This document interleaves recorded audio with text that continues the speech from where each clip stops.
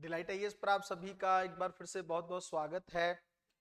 तो भारत सरकार और तमिलनाडु के बीच में लगातार टकराव के दौर को हम लोग काफी समय से देख रहे हैं।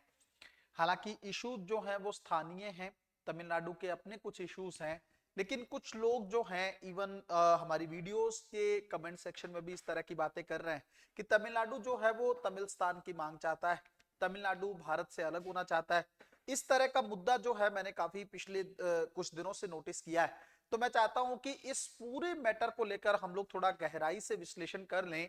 क्या सच में तमिलनाडु की इस तरह की कभी कोई डिमांड रही है? अगर रही है तो उसके पीछे लॉजिक तमिलनाडु का क्या रहा है और भारत सरकार ने किस तरीके से इस मैटर को डील किया है, पूरी गहराई से जानने का प्रयास करेंगे। अगर आप लोगों ने डिलाइट आईएएस के यूट्यूब चैनल को सब्सक्राइब नहीं किया है, आप लोग बहुत अच्छे से जानते हैं कि यूपीएससी की तैयारी हो या फिर इंटरनेशनल रिलेशन हो या जनरल अवेयरनेस के पॉइंट ऑफ व्यू से भी लगातार एक क्वालिटी टाइप की वीडियो जो है चैनल पर आती रहती हैं। आप लोग उसका फायदा भी उठाते हैं। आप लोग चैनल को सब्सक्राइब कर लीजिए, वीडियोस को लाइक वगैरह करिया करिए या शेयर कर दिया करिए और उसके साथ ही कमेंट्स के माध्यम से भी अपनी एंगेजमेंट को बढ़ा दीजिए। सबसे पहले मैं आपको एक चीज बताना चाहता हूं कि अभी सिचुएशन एक्चुअल में कहां से क्रिटिकल हुई।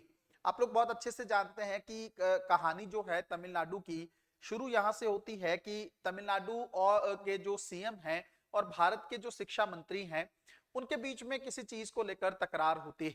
तकरार ये होती है कि त्रिभाषा जो फॉर्मूला है उसके माध्यम से मैटर उठता है कि तमिलनाडु सरकार जो है 2020 में भारत की राष्ट्रीय शिक्षा नीति जो नई पारित हुई उसको लागू करने से तमिलनाडु पीछे हट गया है ना। क्योंकि उसके अंदर एक प्रावधान है कि त्रिभाषा फॉर्मूला जो है वो लागू होना है स्टेट के अंदर, पूरे भारत में ही उसको लागू किया जाना है और लगभग सभी स्टेट्स ने उसको लेकर एग्री भी किया है। पहले तमिलनाडु एग्री हो चुका था लेकिन बाद में पीछे हट गया और इस चीज को लेकर उन्होंने एजुकेशन मिनिस्टर पर कुछ आरोप लगाए और इवन एजुकेशन मिनिस्टर के द्वारा भी, भारत के शिक्षा मंत्री द्वारा भी थोड़ा सा उनको सख्त टाइप का व्यक्ति माना गया। तो शब्दावली को लेकर आपस में टकरार हुआ। फिर उसके बाद में आप लोग जानते हैं कि तमिलनाडु ने जो अपना बजट प्रस्तुत किया उसके अंदर उसने रुपी के सिंबल को हटाकर तमिल सिंबल को रिप्रेजेंट किया था, उसके चलते भी चीजें ज्यादा खराब हो गई, है ना।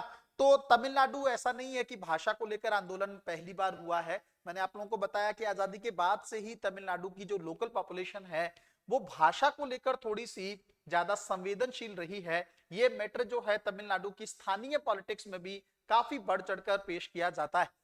अब मैटर ये है कि तमिलनाडु जो है आगे, अगर इस मैटर की हम लोग थोड़ी सी पृष्ठभूमि में जाकर देखें तो जैसे मैंने आप लोगों को बताया कि शिक्षा मंत्री के साथ चीजें ज्यादा खराब हो गई थी। हालांकि बाद में दोनों नेताओं ने थोड़ा संयम दिखाते हुए अपने शब्दों को वापस भी लिया था जब मैटर ज्यादा बढ़ गया था। अब आप लोग बहुत अच्छे से जानते हैं कि तमिलनाडु वाला जो मैटर है, तमिल पॉपुलेशन सिर्फ भारत में नहीं रहती है, ये श्रीलंका में भी रहती है और इसी चीज को लेकर श्रीलंका में गृह युद्ध भी हो चुका है। किस चीज को लेकर?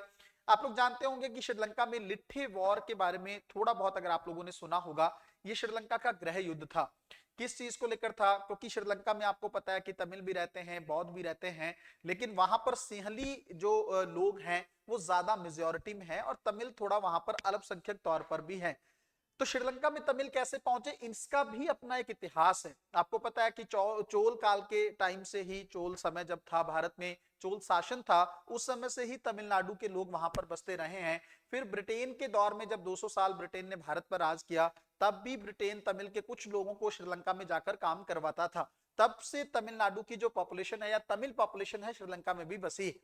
तो जब लिट्ठे का वॉर शुरू हुआ, और ये वॉर क्या था? ये तमिल अधिकारों को लेकर वॉर था कि तमिल के जो लोग हैं, चाहे तमिल भाषा हो या तमिल के जो लोग हैं, जो समुदाय हैं, उनके अधिकारों की रक्षा हो श्रीलंका के अंदर। श्रीलंका में उनको ज्यादा बड़े स्तर पर मानवाधिकार दिए जाने चाहिए, तमिल भाषा को ज्यादा प्रायोरिटी दी जानी चाहिए और तमिल लोगों को थोड़ा सा पॉलिटिकल लेवल पर भी अच्छा रिप्रेजेंटेशन दिया जाना चाहिए। भारत ने उस समय श्रीलंका के संविधान में 13वां संशोधन भी प्रस्तुत किया था। तो ये मैटर तब का है और मैटर इतना बढ़ गया था कि भारत सरकार को पहली बार किसी विदेशी धरती पर अपनी आर्मी को, अपनी सेना को उतारना पड़ा था।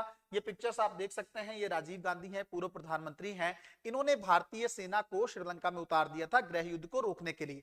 अब मैटर यहाँ पे खड़ा होता है कि ऐसी सिचुएशन क्या हुई कि भारत सरकार को अपनी सेना भेजनी पड़ी तमिलनाडु, श्रीलंका के अंदर, है ना। क्योंकि ये तो कहीं ना कहीं पे उसकी संप्रभुता का मैटर था श्रीलंका का। खुद श्रीलंका ने हालांकि भारत से मदद मांगी थी। मैटर कहां पे था? श्रीलंका के अंदर जो सिविल वॉर हो रहा था, जो लिट्ठे के लोग थे वो लोग एक डिमांड कर रहे थे कि भारत का जो तमिलनाडु का क्षेत्र है और श्रीलंका का जो उत्तरी क्षेत्र है, आप मैप में देख सकते हैं, इसके बीच में भी कुछ क्षेत्र को मिला के, मतलब भारत का तमिलनाडु का क्षेत्र और श्रीलंका का उत्तरी क्षेत्र मिलाकर एक अलग देश बनाया जाए।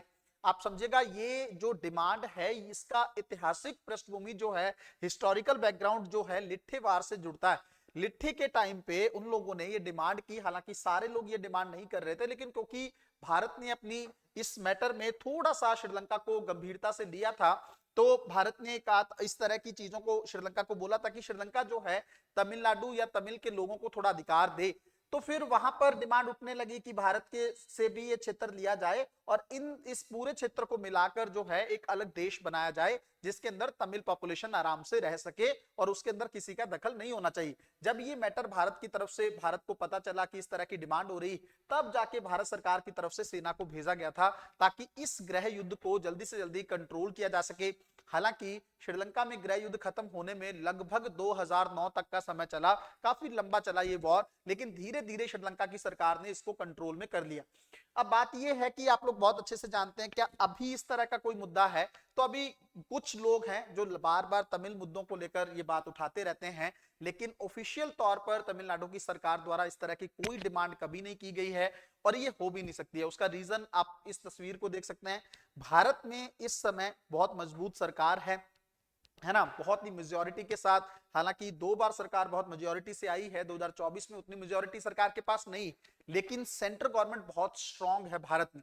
और चाहे पहले की भी अगर हम लोग बात करें तो जो डॉक्टर भीमराव अंबेडकर हैं, उन्होंने भारतीय संविधान में ना एक बहुत अच्छी बात को एक्सप्लेन किया था। आपको पता है भारत के संविधान में भारत को राज्यों का संघ कहा गया है।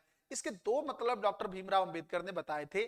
पहला कि भारत का जो संघ है वो राज्यों के साथ किसी समझौते का परिणाम नहीं, मतलब जो संघ बना है वो जरूरी नहीं है कि केंद्र और राज्य के बीच में कोई समझौता हुआ है, क्योंकि ऐसा समझौता अमेरिका में देखने को मिलता है, लेकिन भारत में ऐसा कोई समझौता नहीं।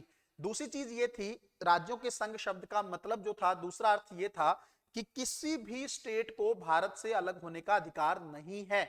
इसका मतलब भारत की संप्रभुता को चुनौती नहीं दी जा सकती, भारत की एकता और अखंडता पर सवाल क्रिएट नहीं किया जा सकता, चाहे फिर वो कोई स्टेट क्यों ना हो, चाहे वो नॉर्थ ईस्ट का कोई स्टेट हो, चाहे वो तमिलनाडु की बात हो या किसी अदर स्टेट की बात हो, भारत की एकता पर सवाल क्रिएट नहीं किया जा सकता है। अगर ऐसा कुछ होता है तो सेंट्रल गवर्नमेंट या जो भारत की आर्मी है, सेना है, इस मैटर को बहुत सख्ती से डील करती। तो तमिलनाडु सरकार ये बहुत अच्छे से जानती है कि इस तरह की चीजें उसके दिमाग में दूर दूर तक नहीं आ सकती और आने भी नहीं चाहिए।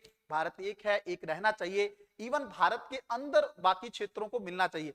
जैसे आपको पता है पाक ऑक्युपाइड कश्मीर, जिसको पाकिस्तान ने अवैध रूप से कब्जा रखा है, वो भारत को मिलना चाहिए, जरूरी भी है। बहुत लंबा समय हो गया हमें इंतजार करते हुए, तो पाकिस्तान आराम से उसको सौंप दे, लेकिन नहीं तो फिर दूसरा तरीका भी भारत को बहुत अच्छे तरीके से आता है ना। चीन जो है काफी सारे क्षेत्र को लेकर जो अक्साई चीन पर चीन ने अवैध रूप से कब्जा कर रखा है, वो भी भारत को वापस मिलना चाहिए। तो भारत के क्षेत्र भारत को मिलने चाहिए। भारत की तरफ से किसी का कोई क्षेत्र हमारे पास नहीं रखा हुआ है, उसको लेकर कोई भी फालतू की डिमांड केंद्र सरकार कभी भी नहीं मानेगी और मानी नहीं जानी चाहिए। तो अगर आप लोगों ने डिलाइट आईएएस के चैनल को सब्सक्राइब नहीं किया है तो आप लोग सब्सक्राइब कर सकते हैं।